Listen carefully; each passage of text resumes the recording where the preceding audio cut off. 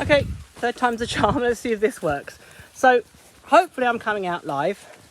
The signal isn't the best here. I'm just walking the dogs, and I thought I'd take you with me whilst I do some real world recalls with the puppy. Obviously he's been trained primarily in locations where I can see all around. I'm sweaty. And this is a bit more challenging because I'm walking in the woods with my dogs where I normally walk. And obviously there's more temptation here. So I'm going to do a couple of little recalls with him. Atlas! So no response, not a problem. Just walk up. Hand his collar. Whoop, hang on a second. Come here, pup. Good boy. Atlas! Good boy. Good. Off you go. Good. I'm going to do another short one, quick. So I'll let him get into a bit of a sniff. So that's pretty good. That's good. Okay. He had a failure there. Not a problem. He was only short. So I'm in a position to do something about it. When you're doing recalls in the real world, you always want to think about where you do them to make sure that you're in a position to teach, train and educate your dog. So I'm going to try again. Let's see what happens this time. Atlas! That's better. Good boy. Good. Off you go. Good. Again, I would normally collar grab him when I call him back, because I've got the phone in one hand, it's a bit tricky. But I might ask for an automatic sit on the next one. Off you go, guys. So let's see what he does. So when you train recalls, obviously pick the locations, especially with young dogs, when you're first taking your training from your home environment outside, generalized behavior. That's applicable to all training. So if you do a sport, what people tend to do is they want to jump too many steps. And an environment is a huge, huge challenge for most dogs. So you want to think about the environment and the situation that you put your puppy or dog in, or young dog or older dog in. You know, think about the environment and the challenges within it, people, dogs, noises, etc. And be selective about the choices that you make within that environment. So he's been trained primarily at flat locations where I can see all around me, and this is a bit of a challenge. So I'm letting him go off a bit. Atlas! Yeah! Let's see if he does an automatic sit. Yeah, you get it. Good. So he did there, just off camera there. I don't want to take you guys spinning around. So much better. So one failure, lots and lots of successes. Failures are not a problem, yeah, as long as you have a strategy in place to deal with them, and that's applicable to any type of training. But a lot of times when you choose to train with reinforcement, people are so intent on rewarding their dogs, they don't move their training on. So the treat becomes the reason why the dog is, or the food or the toy becomes the reason why the dog is doing it, as opposed to the dog understanding that if they do as asked, they will be reinforced for good behaviour or good choices. So he's going off again.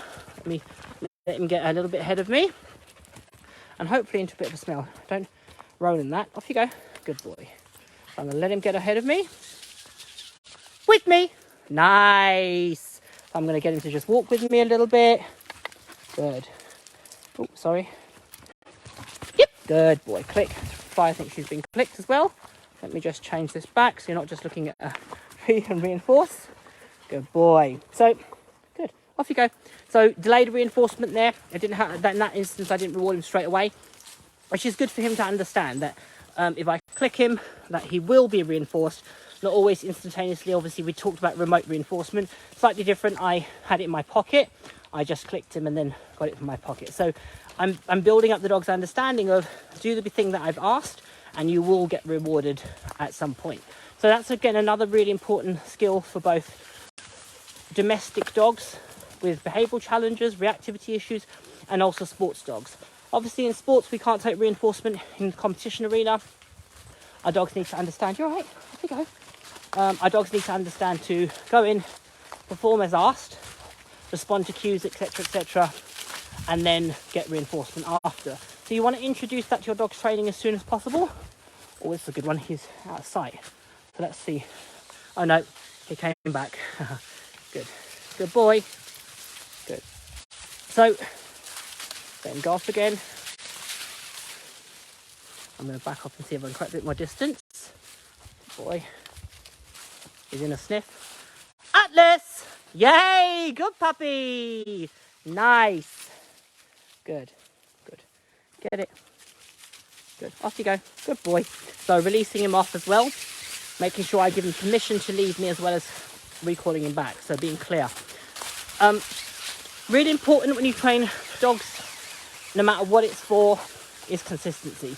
Be consistent with your cues, be consistent with what you ask of them, and be clear. And often you find that lack of consistency is what erodes your dog's understanding. So consistency is key.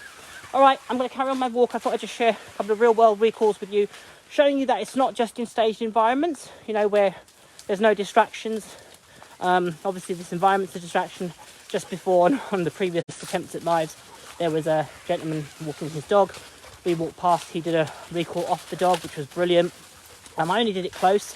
I set him up for success, but obviously that's one of the requirements, is that he recalls off anything and everything, not just smells, but dogs and people. So it's about consistently working at those core skills, reinforcing the dog for good behaviour and so forth. All right, just a little bit of a ramble whilst I'm on a dog walk. Enjoy the rest of your Friday. And as I say, I'll keep you posted with more lives.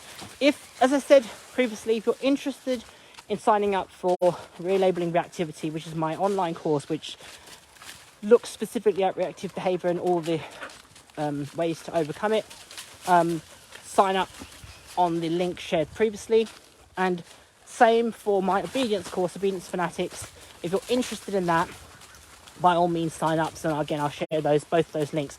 I've had a lot of people contact me privately asking details of those courses, and that's going to be I'm going to be doing lives next week to give you a bit more insight into what the courses are actually about. But as I said, if you're interested or if you have any questions, just send me a message. All right, enjoy the rest of your Friday all. Take care. Bye.